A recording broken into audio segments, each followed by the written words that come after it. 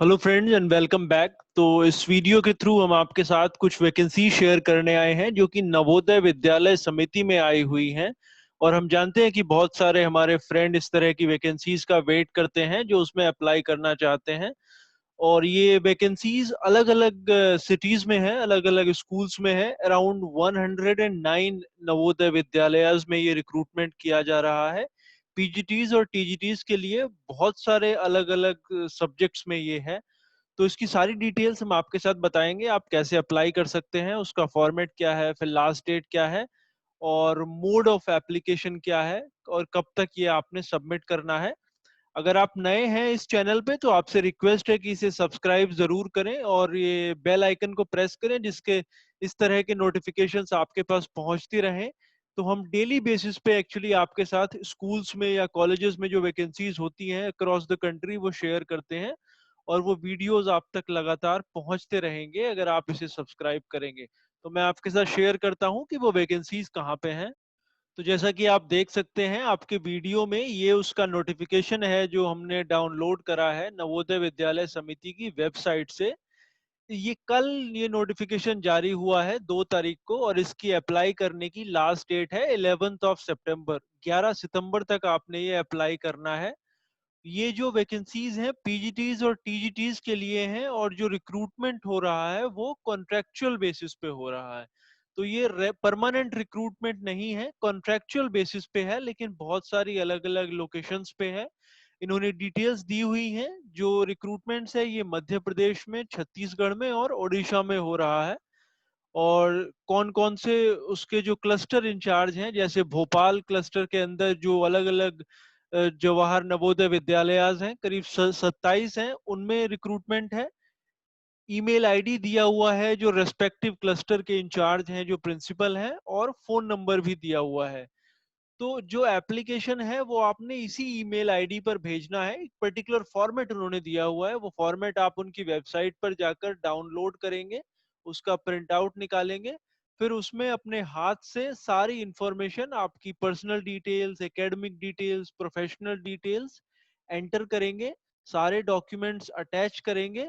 फिर उसे स्कैन करके आपने इस ईमेल आईडी पर भेजना है 11 सितंबर से पहले। अगर आप भोपाल क्लस्टर्स के स्कूल्स के लिए अप्लाई करना चाहते हैं तो ये ईमेल आईडी सामने मेंशन है। अगर आपने जबलपुर के लिए अप्लाई करना है तो आप JNBJBPC contract appointment at gmail.com पर भेज सकते हैं। कटक के लिए नीचे लिखा हुआ है CUTTACK क्लस्टर एट gmail.com पे आपने भेजना है। और रायपुर जो एक और क्लस्टर है उसके लिए भी अगर आप अप्लाई करना चाहें तो आप कर सकते हैं। और ये फोन नंबर जरूर आप नोट कर लें, अगर आपको कोई क्वेश्चन है तो आप इनसे पूछ भी सकते हैं। जो सैलरीज यहाँ पे ऑफर हो रही हैं पीजीटीज के लिए वो है 27,500 रुपीज पर मंथ। जो टीजीटीज के लिए है वो 26,250 पर मंथ। वोकेशनल टीचर के लिए भी 26,250 है और FCSAs के लिए भी 26,250 है। अगर इवन आप रिटायर्ड भी हैं तभी भी आप इसके लिए अप्लाई कर सकते हैं। मैक्सिमम एज लिमिट 60 इयर्स है for PGTs and TGTs and vocational teachers. और अगर आप रिटायर्ड टीचर हैं तभी भी वो आपको कंसिडर करने के लिए ओपन है और आप 65 की एज तक अप्लाई कर सकते हैं, जो कि 31 अगस्त तक कैलकुलेट करी जाएगी। जो मोड ऑफ सिलेक्शन रहेगा उसके लिए आपने एप्लीकेशन भेजने के बाद, ईमेल एप्लीकेशन भेजने के बाद आपने एक वर्चुअल इंटरव्यू में यानी ऑनलाइन मीडियम के थ्रू इंटरव्यू में अपियर होना है, जो कि 14 सितंबर को होगा पीजीटीज के लिए। और टीजीटी और वोकेशन टीचर के लिए 15 सितंबर को होगा। तो आपको कहीं पे जाना नहीं है, फिजिकली अपियर नहीं होना है। आप घर पे बैठ के ही इसके लिए सिलेक्शन का पूरा प्रोसीजर पूरा कर सकते हैं। रेस्पेक्टिव ईमेल आईडी पे एप्लीकेशन करिए, उसके बाद 14 और 15 सितंबर को अपने आपका जो शेड्यूल वो आपके साथ शेयर करेंगे, उसमें आप ऑनलाइन वर्चुअली इंटरव्यू में पार्टिसिपेट कर सकते हैं। अब हम आपको दिखाते हैं कि क्वालिफिकेशंस क्या इसके लिए चाहिए होंगी। अगर पीजीटी टीजीटी पीजीटी की बात करें तो जनरल जो क्वालिफिकेशन है उसमें 2 year integrated post graduate MSc course from regional college of education NCERT. या फिर कोई भी मास्टर्स डिग्री आपकी 50% मार्क्स के साथ होनी चाहिए। तो अगर आप हिंदी के लिए अप्लाई कर रहे हैं तो पीजीटी इन हिंदी ही होना चाहिए। अगर आप पीजीटी इंग्लिश के लिए अप्लाई कर रहे हैं तो आपका पोस्ट ग्रेजुएशन इंग्लिश में होना चाहिए। अगर मैथ्स है तो मैथ सब्जेक्ट उसमें होना चाहिए। मतलब जिस भी स्पेसिफिक स्ट्रीम्स के लिए आप अप्लाई कर रहे हैं उसमें आपका पोस्ट ग्रेजुएशन उसी रिस्पेक्टिव सब्जेक्ट में होना चाहिए। तो हिस्ट्री के लिए आपका पीजी हिस्ट्री में होना चाहिए। बीएड अगर आपने साथ में करा हुआ है तो वो एक डिजायरेबल क्वालिफिकेशन में आता है। मतलब वो अगर आपने एक्स्ट्रा उसमें है, अगर आपने रेजिडेंशियल स्कूल में काम करा हुआ है तो उसके भी आपको एडवांटेज मिलेगी और उसको वो प्रेफरेंस देंगे। अगर आप पीजीटी कंप्यूटर साइंस के लिए अप्लाई कर रहे हैं तो आपने बी या बीटेक होना चाहिए, या फिर एमएससी एमसीए बीएससी बीसीए लोग भी इसमें अप्लाई कर सकते हैं, और डिजायरेबल में आपका बीएड कंप्लीट होना चाहिए पीजीटी कंप्यूटर साइंस के लिए।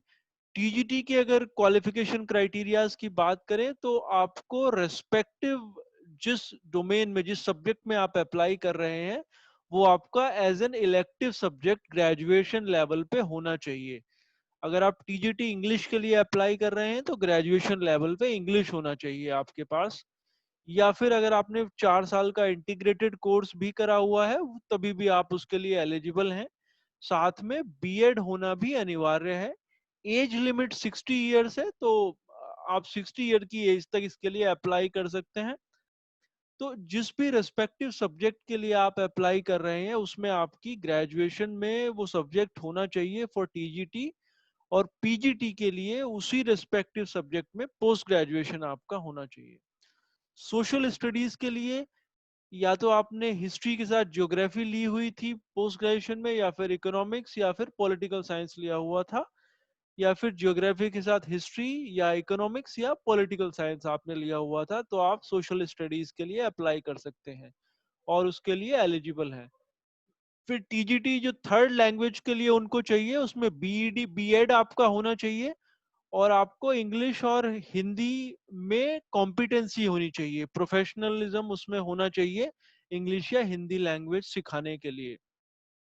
जो वोकेशनल टीचर्स का क्राइटेरिया है वो भी डिटेल में मेंशन करा हुआ है। आप hospitality and tourism, hotel management, financial market management, तो रेस्पेक्टिव डोमेन में आपका एक्सपर्टीज वो देखने की कोशिश कर रहे हैं जिस भी पर्टिकुलर डोमेन के लिए आप अप्लाई करना चाहते हैं। तो ये क्वालिफिकेशन डिटेल में यहाँ पे लिखी हुई है।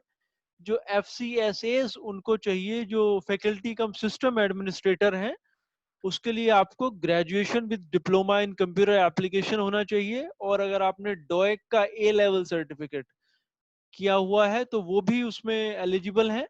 या फिर आपका बीसीए या बीई और बीटेक, आप इंजीनियर होने चाहिए, या फिर अगर बीसीए भी है तभी भी आप अप्लाई कर सकते हैं।